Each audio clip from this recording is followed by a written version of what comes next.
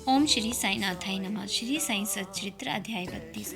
गुरु और ईश्वर की खोज, उपवास अमान्य। बाबा के सरकार इस अध्याय में हिमाड़पंत ने दो विषयों का वर्णन किया है। एक, किस प्रकार अपने गुरु से बाबा की भेंट हुई तथा उनके द्वारा ईश्वर दर्शन की प्राप्ति कैसे हुई। दूसरा, श्रीमती गोखले को जो 3 दिन से उपवास कर रही थी उसे पूर्ण पोल्ली ने भोजन कैसे करवाया। प्रस्तावना। श्री हेमाड़पन वट वृक्ष का उदाहरण देकर इस गोचर संसार के स्वरूप का वर्णन करते हैं। गीता के अनुसार वट वृक्ष की जड़ें ऊपर और शाखाएं नीचे की चारों ओर फैली हुई हैं। उधर मूलमत शाखम, गीता 15वां अध्याय श्लोक 1। इस वट वृक्ष के गुण पोषक और अंकुर इंद्रियों के भोग्य पदार्थ हैं। जड़ें जिनका कारणीभूत कर्म है, वे सृष्टि के मानवों की ओर फैली हुई हैं। इस वृक्ष की रचना बड़ी ही विचित्र है। ना तो इसके आकार, उद्गम और अंत का ही भान होता है और ना ही इसके आश्रय का। इस कठोर जड़ वाले संसार रूपी वृक्ष को वैराग्य से अमोघ शस्त्र द्वारा नष्ट करने के हेतु किसी बाह्य मार्ग का अवलंबन करना अत्यंत आवश्यक है, ताकि इस असार संसार में आवागमन से मुक्ति प्राप्त हो। इस पद पर अक्षर होने के लिए किसी योग्य दिग्दर्शक गुरु का नितांत आवश्यक है, चाहे कोई कितना ही विद्वान अथवा वेद और वेदांत में पारंगत क्यों न हो। वह अपने निर्दिष्ट स्थान पर नहीं पहुंच सकता जब तक कि उसकी सहायता कोई योग्य पथ प्रदर्शक न मिल जाए, जिसके पद चिन्हों का अनुकरण करने से ही मार्ग में मिलने वाले गहरों, खंदकों तथा हिंसक प्राणियों से भय से मुक्त हुआ जा सकता है। इस विधि से ही संसार यात्रा सुगम तथा कुशलता पूर्वक पूर्ण हो सकती है। इस विषय में बाबा का अनुभव जो उन्होंने स्वयं बतलाया वास्तव में आश्चर्यजनक है। यदि हम उनका ध्यान पूर्वक अनुकरण करेंगे तो हमें निश्चय ही श्रद्धा, भक्ति और मुक्ति प्राप्त होगी। अन्वेषण। एक में हम 4 सहयोगी मिलकर धार्मिक एवं अन्य पुस्तकों का अध्ययन कर रहे थे। इस प्रकार प्रबुद्ध होकर हम लोग ब्रह्मा के मूल स्वरूप पर विचार करने लगे। एक ने कहा कि हमें स्वयं की ही जागृति करनी चाहिए, दूसरे पर निर्भर रहना हमें उचित नहीं है। इस पर दूसरे ने कहा कि जिनसे मनोनिग्रह कर लिया है वही धन्य है। हमें अपने संकीर्ण विचारों व भावनाओं से मुक्त होना चाहिए, क्योंकि इस संसार में हमारे अतिरिक्त और कुछ भी नहीं है। तीसरे ने कहा कि यह संसार सदैव परिवर्तनशील है, केवल निराकार ही शाश्वत है, अतः हमें सत्य और असत्य में विवेक करना चाहिए। तथा चौथे स्वयं बाबा ने कहा कि केवल पुस्तकीय ज्ञान से ही कोई लाभ नहीं, हमें तो अपना कर्तव्य करते रहना चाहिए। दृढ़ विश्वास और पूर्ण निष्ठापूर्वक हमें अपना तन, मन, धन और 5 प्राण आदि सर्वव्यापक गुरुदेव को अर्पण कर देना चाहिए। गुरु भगवान है सबका पालनहार है। इस प्रकार वाद विवाद के उपरांत हम चारों सहयोगी वन में ईश्वर की खोज को निकले। हम 4 विद्वान बिना किसी से सहायता लिए केवल अपनी स्वतंत्र बुद्धि से ही ईश्वर की खोज करना चाहते थे। मार्ग में हमें एक बंजारा मिला, जिसने हम लोगों से पूछा कि हे सज्जनों, इतनी धूप में आप लोग किस ओर प्रस्थान कर रहे हैं। प्रत्युत्तर में हम लोगों ने कहा वन की ओर। उसने पुनः पूछा, कृपया ये तो बतलाइए कि वन की ओर जाने का उद्देश्य क्या है। हम लोगों ने उसे टाल मटोल वाला उत्तर दे दिया। हम लोगों का निरुद्देश्य सघन भयानक जंगलों में भटकते देखकर उसे दया आ गई। तब उसने अति विनम्र होकर हम लोगों से निवेदन किया, आप अपनी गुप्त खोज का हेतु चाहे मुझे न बतलाएं, क्योंकि मैं प्रत्यक्ष देख रहा हूँ कि मध्याह्न की प्रचंड मार्तंड की तीव्र किरणों से की उष्णता से आप लोग अधिक कष्ट पा रहे हैं। कृपया यहाँ पर कुछ क्षण विश्राम कर जल पान ग्रहण कर लीजिए। आप लोगों को सुहृदय तथा नम्र होना चाहिए। बिना पथ प्रदर्शक के इस अपरिचित भयानक वन में भटकने फिरने से कोई लाभ नहीं होगा। यदि आप लोगों की तीव्र इच्छा ऐसी ही है तो कृपया किसी योग्य पथ प्रदर्शक को साथ ले लें। उनकी विनम्र प्रार्थना पर ध्यान न देकर हम लोग आगे बढ़े। हम लोगों ने विचार किया कि हम स्वयं ही अपना लक्ष्य प्राप्त करने में समर्थ हैं, तब फिर हमें किसी के सहारे की आवश्यकता नहीं। जंगल बहुत विशाल था और पथहीन था। वृक्ष इतने ऊंचे और घने थे कि सूर्य की किरणों का भी वहां पहुंच सकना कठिन था। परिणाम ये हुआ कि हम मार्ग भूल गए और बहुत समय तक यहाँ वहाँ भटकते रहे। भाग्यवश हम लोग उसी स्थान पर पुनः जा पहुँचे जहाँ से पहले प्रस्थान किया था। तब यही बंजारा हमें पुनः मिला और कहने लगा कि आप अपनी चातुर्य पर विश्वास कर आप लोगों को पथ की विस्मृति हो गई। प्रत्येक कार्य में, चाहे वह बड़ा हो या छोटा, मार्गदर्शक आवश्यक है। ईश्वर प्रेरणा के अभाव में सत्पुरुषों की भेंट होना संभव है। भूखे रहकर कोई कार्य पूर्ण नहीं हो सकता। इसलिए यदि कोई आग्रह पूर्वक भोजन के लिए आमंत्रित करे तो उसे अस्वीकार न करो। भोजन तो भगवान का प्रसाद है, उसे ठुकराना नहीं चाहिए। यदि कोई भोजन के लिए आग्रह करे तो उसे अपनी सफलता का प्रतीक जानो। इतना कहकर उसने भोजन करने का पुनः अनुरोध किया। फिर भी हम लोगों ने उसके अनुरोध की उपेक्षा कर भोजन करना अस्वीकार कर दिया। उसके सरल और गूढ़ उपदेशों की परीक्षा किए बिना ही मेरे 3 साथियों ने आगे को प्रस्थान कर दिया। अब पाठक ही अनुमान करें कि वे लोग कितने अहंकारी हैं। मैं क्षुधा और तृषा से अत्यंत व्याकुल था ही बंजारे के अपूर्व प्रेम ने मुझे आकर्षित कर दिया। यद्यपि हम लोग अपने को अत्यंत विद्वान समझते थे, परंतु दया और कृपा किसे कहते हैं, उससे सर्वथा अनभिज्ञ ही थे। बंजारा था जो एक शूद्र, अनपढ़ और गंवार, परंतु उसके हृदय में महान दया थी, जिसने बार बार भोजन के लिए आग्रह किया। जो दूसरों पर निस्वार्थ प्रेम करते हैं, सचमुच वे ही महान है। मैंने सोचा कि इसका आग्रह स्वीकार कर लेना ज्ञान प्राप्ति के हेतु शुभ आह्वान है, और मैंने इसी कारण उसके दिए हुए रूखे सूखे भोजन को आदर व प्रेम पूर्वक स्वीकार कर लिया।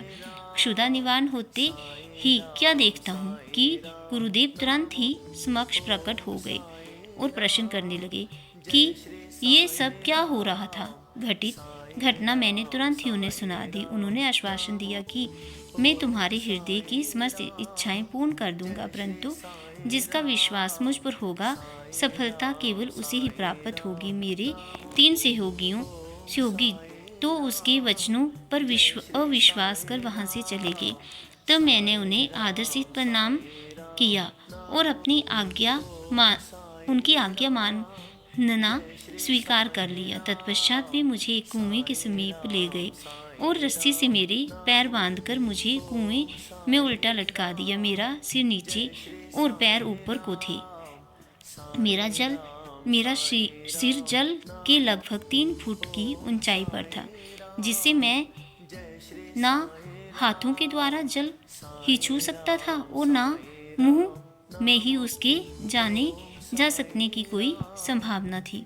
मुझे इस प्रकार उल्टा लटकाकर वे न जाने कहाँ चले गए। लगभग 4-5 घंटों के उपरांत वे लौटे और उन्होंने मुझे शीघ्र ही कुएं से बाहर निकाला। फिर वे मुझे पूछने लगे कि तुम्हें वहाँ कैसा प्रतीत हो रहा था। मैंने कहा कि मैं परम आनंद का अनुभव कर रहा था। मेरे समान मूर्ख प्राणी भला ऐसे आनंद का वर्णन कैसे कर सकता है। मेरा उत्तर सुनकर मेरे गुरुदेव अत्यंत ही प्रसन्न हुए और उन्होंने मुझे अपने हृदय से लगाकर मेरी प्रशंसा की और मुझे अपने संग ले लिया। एक चिड़िया अपने बच्चों का जितना सावधानी से लालन पोषण करती है, उसी प्रकार उन्होंने मेरा भी पालन किया। उन्होंने मुझे अपनी शाला में स्थान दिया। कितनी सुंदर थी वह शाला। वहाँ मुझे अपने माता पिता की विस्मृति हो गई। मेरे अन्य समस्त आकर्षण दूर हो गए और मैंने सरलता पूर्वक बंधनों से मुक्ति पाई। मुझे सदा ऐसा ही लगता था कि उनके हृदय से ही चिपके रहकर उनकी ओर निहारा करूं। यदि उनकी भव्य मूर्ति मेरी दृष्टि में ना समाती तो मैं अपने को नेत्रहीन होना ही अधिक श्रेयस्कर समझता। ऐसी प्रिय थी वह शाला की वहाँ पहुंचकर कोई भी कभी खाली हाथ नहीं लौटा। मेरी समस्त निधि, घर संपत्ति, माता पिता या क्या कहूँ, वे ही मेरे सर्वस्व थे। मेरी इंद्रियां अपने कर्मों को छोड़कर मेरे नेत्रों में केंद्रित हो गई और मेरे नेत्र उन पर। मेरे लिए तो गुरु ऐसे हो चुके थे कि दिन रात में उनके ही ध्यान में निमग्न रहता था। मुझे किसी भी बात की सुध न थी। इस प्रकार ध्यान और चिंतन करते हुए मेरा मन और बुद्धि स्थिर हो गई। मैं स्तब्ध हो गया और उन्हें मानसिक प्रणाम करने लगा। अन्य और भी आध्यात्मिक केंद्र हैं जहाँ एक भिन्न ही दृश्य देखने में आता है। साधक वहाँ ज्ञान प्राप्त करने को जाता है तथा द्रव्य और समय का अपव्यय करता है, कठोर परिश्रम भी करता है, परंतु अंत में उसे पश्चाताप ही हाथ लगता है। वहाँ गुरु अपने गुप्त ज्ञान भंडार का अभिमान प्रदर्शित करते हैं और अपने को निष्कलंक बताते हैं।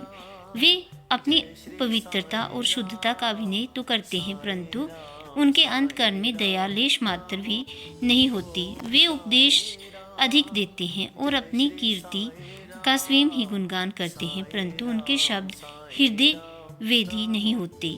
इसलिए साधकों को संतोष प्राप्त नहीं होता। जहाँ तक आत्मदर्शन का प्रश्न है, वे उससे कोसों दूर होते हैं। इस प्रकार के केंद्र साधकों को उपयोगी कैसे सिद्ध हो सकते हैं और उनसे किसी उन्नति की आशा कोई कहाँ तक कर सकता है। जिन गुरु के श्री चरणों का मैंने अभी वर्णन किया, वे भिन्न प्रकार के ही थे। उनकी कृपा दृष्टि से मुझे स्वतः ही अनुभूति प्राप्त हो गई तथा मुझे ना कोई प्रयास और ना ही कोई विशेष अध्ययन करना पड़ा। मुझे किसी भी वस्तु के खोजने की आवश्यकता नहीं पड़ी, वरना प्रत्येक वस्तु मुझे दिन के प्रकाश के समान उज्जवल दिखाई देने लगी। केवल मेरे वे गुरु ही जानते हैं कि किस प्रकार उनके द्वारा कुएं में मुझे उल्टा लटकाना मेरे लिए परमानंद का वर्णन का कारण सिद्ध हुआ। उन 4 सहयोगियों में से एक महान कर्मकांडी था। किस प्रकार कर्म करना और उसे अलिप्त रहना तथा उसे भली भांति ज्ञात था। दूसरा ज्ञानी था जो सदैव ज्ञान के अहंकार में चूर रहता था। तीसरा ईश्वर भक्त जो कि अनन्य भाव से भगवान के शरणागत हो चुका था तथा उसे ज्ञात था कि ईश्वर ही करता है। जब वे इस प्रकार परस्पर विचार विनिमय कर रहे थे, तभी ईश्वर संबंधी प्रश्न उठ पड़ा तथा वे बिना किसी से सहायता प्राप्त किए अपने स्वतंत्र ज्ञान पर निर्भर रहकर ईश्वर की खोज में निकल पड़े। श्री साईं जो विवेक और वैराग्य की प्रत्यक्ष मूर्ति थे, उन चारों लोगों में सम्मिलित थे। यहाँ कोई शंका कर सकता है कि जब साईं स्वयं ही ब्रह्मा के अवतार थे, तब वे उन लोगों के साथ क्यों सम्मिलित हुए और क्यों उन्होंने इस प्रकार अद्वितापूर्ण आचरण किया। जन कल्याण की भावना से प्रेरित होकर ही उन्होंने ऐसा आचरण किया। स्वयं अवतार होते हुए भी और दृढ़ धारणा कर कि अन्न ही ब्रह्मा है, उन्होंने एक क्षुद्र बंजारे के भोजन को सहर्ष स्वीकार कर लिया तथा बंजारे के भोजन के आग्रह की उपेक्षा करने और बिना गुरु के ज्ञान प्राप्त करने वालों की क्या दशा होती है, इसका उनके समक्ष एक उदाहरण प्रस्तुत किया। श्रुति तैत्तिरीय उपनिषद का कथन है कि हमें माता पिता तथा गुरु का आदर सहित पूजन कर धार्मिक ग्रंथों का अध्ययन करना चाहिए। ये चित्त शुद्धि के मार्ग है और जब चित्त की शुद्धि नहीं होती तब तक आत्मा अनुभूति की आशा व्यर्थ है। आत्मा इंद्रियों और मन बुद्धि के परे है। इस विषय में ज्ञान और तर्क हमारी कोई सहायता नहीं कर सकते। केवल गुरु की कृपा से ही सब कुछ संभव है। धर्म, अर्थ और काम की प्राप्ति अपने प्रयत्न से ही हो सकती है, परंतु मोक्ष की प्राप्ति तो केवल गुरु कृपा से ही संभव है। श्री साईं के दरबार में तरह तरह के लोगों का दर्शन होता था। देखो ज्योतिषी लोग आ रहे हैं और भविष्य का बखान कर रहे हैं। दूसरी ओर राजकुमार, श्रीमान, संपन्न और निर्धन, सन्यासी, योगी और गवैये दर्शनार्थ चले आ रहे हैं। यहाँ तक कि एक अति शूद्र भी दरबार में आता है और प्रणाम करने के पश्चात कहता है कि साईं ही मेरे माँ या बाप हैं और वे मेरा जन्म मृत्यु के चक्कर से छुटकारा कर देंगे। और भी अनेकों तमाशा करने वाले, कीर्तन करने वाले, अंधे, बंगू, नाथपंथी, नर्तक व अन्य मनोरंजन करने वाले दरबार में आते हैं, जहां उनका उदित मान किया जाता था। और इसी प्रकार उपयुक्त समय पर वह बंजारा भी प्रकट हुआ जो अभिनय उसे सौंपा गया था। उसने उसको पूर्ण किया। हमारे विचार से कुएं में 4-5 घंटे उल्टे लटके रहना, इसे सामान्य नहीं समझना चाहिए, क्योंकि ऐसा कोई बिरला ही पुरुष हो सकता है जो इस प्रकार अधिक समय तक रस्सी से लटकाए जाने पर कष्ट का अनुभव न कर परमानंद का अनुभव करे। इसके विपरीत उसे पीड़ा होने की ही अधिक संभावना है। ऐसा प्रतीत होता है कि समाधि अवस्था का ही यहाँ चित्रण किया गया है। आनंद 2 प्रकार के होते हैं, प्रथम इंद्रिय और द्वितीय आध्यात्मिक। ईश्वर ने हमारी इंद्रियों व तन मन की प्रवृत्तियों की रचना बाह्यमुखी की है, और जब वे इंद्रियां और मन अपने विषय पदार्थों में संलग्न होती हैं, तब हमें इंद्रिय चैतन्यता प्राप्त होती है, जिसके फलस्वरूप हमें सुख या दुख का पृथक या दोनों का सम्मिलित अनुभव होता है, न कि परमानंद का। जब इंद्रियों और मन को उनके विषय पदार्थों से हटाकर अंतर्मुख कर आत्मा पर केंद्रित किया जा सकता है, तब हमें आध्यात्मिक बोध होता है, और उस समय के आनंद का मुख से वर्णन नहीं किया जा सकता। मैं परमानंद में था तथा उस समय का वर्णन मैं कैसे कर सकता हूँ। इन शब्दों से ध्वनित होता है कि गुरु ने उन्हें समाधि अवस्था में रखकर चंचल इंद्रियों और मन रूपी जल से दूर रखा। उपवास और श्रीमती गोखले बाबा ने स्वयं कभी उपवास नहीं किया, ना ही उन्होंने दूसरों को करने दिया। उपवास करने वालों का मन कभी शांत नहीं रहता, तब उन्हें परमार्थ की प्राप्ति कैसे संभव है। प्रथम आत्मा की तृप्ति होना आवश्यक है। भूखे रहकर ईश्वर की प्राप्ति नहीं हो सकती।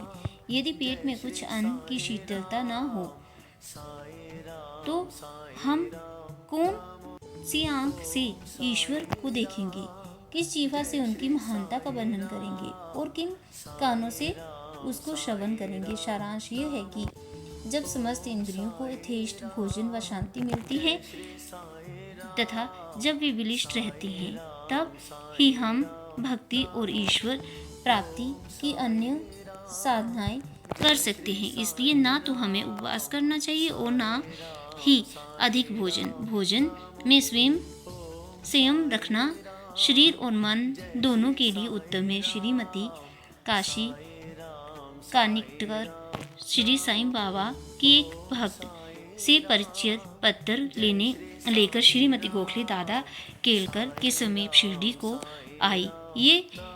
वे ये दृढ़ निश्चय कर के आई थी कि बाबा के चरणों में बैठकर 3 दिन उपवास करूंगी। उनके शिरडी पहुंचने के एक दिन पूर्व ही बाबा ने दादा केलकर से कहा कि मैं शिमगा होली के दिनों में अपने बच्चों को भूखा नहीं देख सकता। यदि उन्हें भूखे रहना पड़ा तो मेरा यहाँ वर्तमान होने का लाभ ही क्या है। दूसरे दिन जब वह महिला दादा केलकर के साथ मस्जिद में जाकर बाबा के चरण कमलों के समीप बैठी तो तुरंत बाबा ने कहा, उपवास की आवश्यकता ही क्या है। दादा भट्ट के घर जाकर पूरन पोली तैयार करो, अपने बच्चों को खिलाओ और स्वयं खाओ। वे होली के दिन थे। इस समय श्रीमती केलकर मासिक धर्म से थी।